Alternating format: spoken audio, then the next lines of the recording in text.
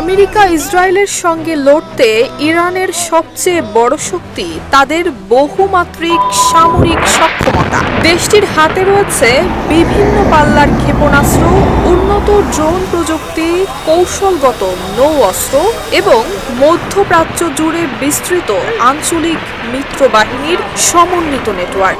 সুগঠিত এই কাঠামো ইরানকে দিয়েছে সরাসরি এবং পরোক্ষ দুই ধরনের সংঘাতেই কার্যকর ভূমিকা রাখার সক্ষমতা।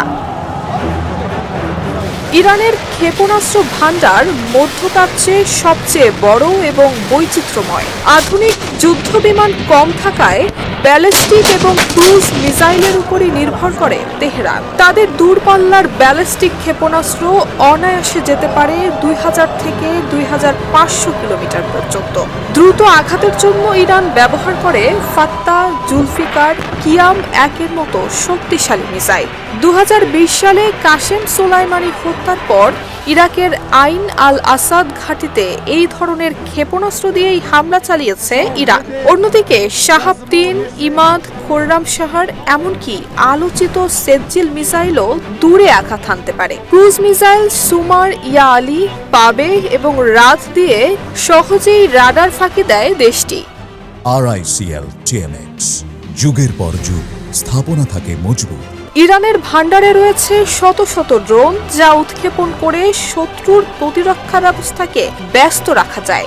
ঘন্টার পর ঘন্টা অচল করে রাখা যায় বন্দর কিংবা বিমানবন্দর। আর এসব অস্ত্রের বড় অংশই লুকানো থাকে ভূগর্ভস্থ মিসাইল সিটিতে। এর ফলে এক দফা হামলায় ইরানের পুরো শক্তি ধ্বংস করা প্রায় অসম্ভব।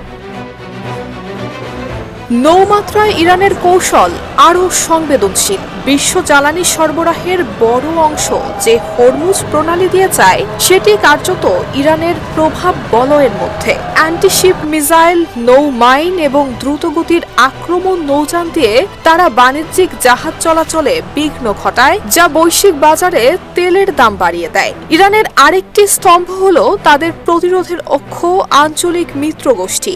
যেমন লেবাননের হিজবুল্লাহ রয়েছে বিশাল রকেট ভান্ডার। খামেনির মৃত্যুর প্রতিশোধ নিতে তারা উত্তর ইসরায়েলে নিয়মিতই হামলা চালাচ্ছে। লোহিত সাগরের ত্রাস ইয়েমেনের হুথিরা ইরানের দূরপাল্লার ড্রোন এবং অ্যান্টিশিপ মিসাইল প্রযুক্তির প্রধান ব্যবহারকারী। তারা লোহিত সাগর এবং এডেন উপসাগরে ইসরায়েল, যুক্তরাষ্ট্র এবং যুক্তরাজ্য সংশ্লিষ্ট বাণিজ্যিক জাহাজে হামলা চালাচ্ছে। ইরাক এবং সিরিয়ায় অবস্থিত মার্কিন সামরিক ঘাঁটিগুলোতে নিয়মিত রকেট হামলা চালাচ্ছে শিয়া মিলিশিয়ারা। সব মিলিয়ে ইরানের কৌশল কেবল সরাসরি ক্ষেপণাস্ত্র হামলায় সীমাবদ্ধ নয়, বরং এটি একটি দীর্ঘমেয়াদী বহুমুখী চাপ সৃষ্টির সামরিক নকশা, যা পুরো মধ্যপ্রাচ্যকে ঠেলে দিতে পারে দীর্ঘস্থায়ী সংঘাতের দিকে।